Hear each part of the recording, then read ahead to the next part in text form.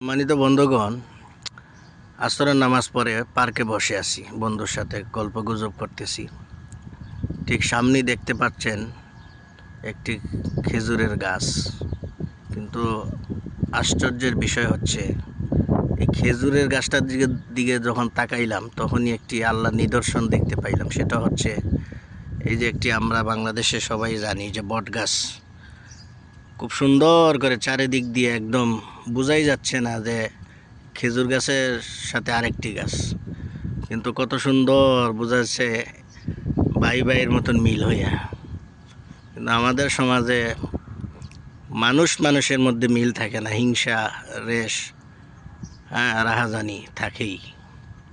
কিন্তু আল্লাহর প্রকৃতির সৃষ্টি সবই, আমরা মানুষ শ্রেষ্ঠ হয়েও আল্লাহর কোরআনে যে বলছে যে মানুষ হচ্ছে শ্রেষ্ঠ জীব, কিন্তু এমন এমন কাজ করে যে কুকুরের চেয়ে নিকৃষ্ট কাজগুলো আমাদের মানুষের দ্বারাই হয়।